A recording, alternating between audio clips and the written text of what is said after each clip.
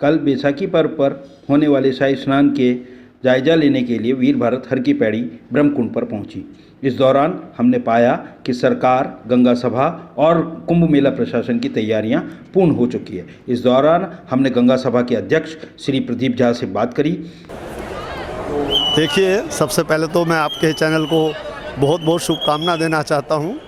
आप हमेशा ही धार्मिक रूप से, सामाजिक रूप से और लोगों को जागरण करने का जो अभियान आप चलाते हैं, निश्चित रूप से आपका अभिनंदन है, स्वागत है।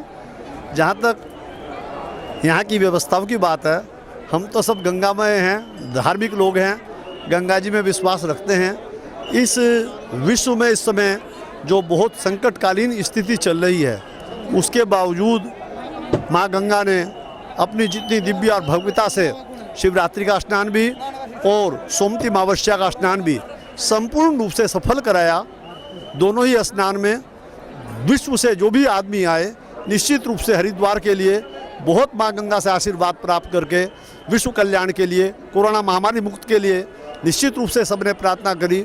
और हम माँ गंगा से, आप सबके माध्यम से भी ये पुनः माँ से निवेदन करते हैं कि माँ, इस कोरोना से हम पूरे विश्व को मुक्ति दिला और जिस दिव्यता और भव्यता के साथ पूरा विश्व पहले परिवार के साथ रहता था, उसी के अनुसार हम दिव्यता और भव्यता से बार बार स्नान करते रहें और आपसे आशीर्वाद प्राप्त करते रहें।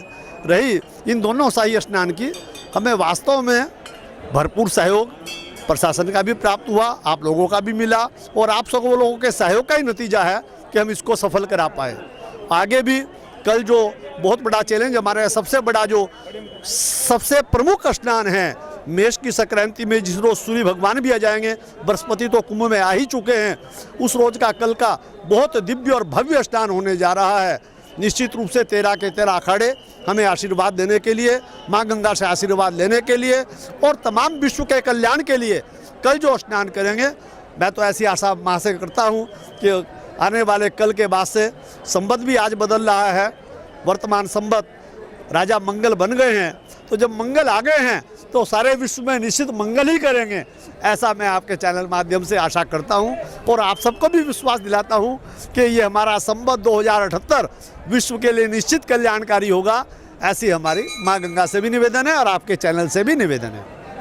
आज हिंदू कैलेंडर के हिसाब से नया वर्ष लग गया है, निश्चित रूप से देश की जनता को आप कैसे संदेश देंगे? ये माँ तेश्वरी का आज का प्रथम दिन, जो हमारे यहाँ अंग्रेजी में 1 जनवरी से मनाते हैं, और हम हिंदू लोग आज के प्रथम चैत्र मास शुक्ल पक्ष की प्रतिपदा के दिन, आज आप देखते होंगे पूरी सृष्टि का सृजन होता है।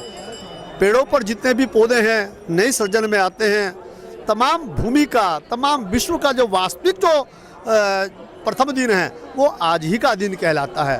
और आज के दिन हमने भी अपने यहाँ सामने मंदिर में नवरात्र के पाठ बैठाए और माँ से प्रार्थना करी, हे माँ, निश्चित रूप से ये पूरा विश्व, आपका बच्चा इस संकट से बहुत ग्रस्त है, बहुत दुखी है, हमें इससे निजात दिलाओ और पूरे विश्व में पुनः उसी दिव्यता भव्यता के साथ हम उसी प्रकार से सुचारू रूप से सब जीवन जिएं। और माँ गंगा के प्रत्यक्ष आप देख भी रहे हैं, इतना संकट होने के बावजूद निश्चित रूप से आदमी निर्भीक होकर के संपूर्ण अपने आशीर्वाद प्राप्त करके माता से दिव्यता और भव्यता प्राप्त करके जा रहा है। मैं हरिद्वार का तीर्थ पुरोहित यतीन्द्र सिखौला, श्री गंगा सभा रजिस्टर्ड का कोषाध्यक्ष। आप हरिद्वार आए, आपका स्वागत है। प्रत्येक 12 वर्ष के बाद में ग्रह नक्षत्रों के चाल से कुंभ का मेले का आयोजन होता है, कुंभ पर्व का आयोजन होता है। आप तीर्थ पुरोहित हैं, जो कल स्नान है बैसाखी का स्नान, इसका महत्व क्या है? बैसाखी का स्नान तो प्रतिवर्ष होता है, संक्रांति का प्रत्येक माह होता है, और ये कुंभ पर्व का स्नान 12 वर्ष में एक बार होता है, जब बृहस्पति कुंभ राशि में होते हैं, सूर्य मेष राशि में होते हैं, तब ये कुंभ मेले का और कुंभ पर्व का आयोजन होता है। इस कुंभ पर्व का जो आध्यात्मिक पहलू है, कुंभ को हमारे यहाँ प्रकृति का स्वरूप माना गया है। कुंभ कलश की ही हमारे यहाँ पूजा होती है उसमें कुंभ में चावल या शहद या अन्य चीज़ लेके उसमें पंचरत्न सोना, चांदी, तांबा, मूंगा और मोती ये उसमें डाल के दक्षिणा सहित संकल्प करके अपने तीर्थ पुरोहित को दान करना चाहिए। ये इसका आध्यात्मिक पहलू है। दूसरा ये है कि जो इसके शाही स्नान आप मेरे से पूछ रहे हैं, शाही स्नान का मतलब है कि ये इस प्रकार के पर्व आने पे जो लोग उस समय राजा महाराजा, उस समय के धनपति लोग, वो सब आते थे, अपने साथ में अपनी प्रजाओं को और अपने शिष्यों को लेके आते थे, अपने धन और वैभव के साथ, पूर्ण वैभव के साथ आके यहाँ गंगा में स्नान करते थे और अपने सामर्थ्य के अनुसार जैसी है उसी प्रकार से दान पुण्य करते थे। उसी से ये इतने सारे तीर्थों पे जो धर्मशालाएं बनी हुई हैं, कहीं कुएं बने हुए हैं, ये सब कुछ कुंभ के मेलों में ही दान करने से राजाओं महाराजाओं ने और सेठों ने बनाया है। अपने तीर्थ पुरोहितों को भी दान करके बहुत सारी यहाँ हवेलियाँ हैं, बहुत सारे यहाँ मकान हैं जो तीर्थ पुरोहितों को उनके यजमानों ने दिए हुए हैं, उन्हीं में वो अपने यजमानों की व्यवस्था करते हैं। विशेषता यही है, कोई भी पर्व हो, कोई भी स्नान हो, तीर्थ पे जाके तीर्थ और तीर्थ पुरोहित इन्हीं का महत्व है।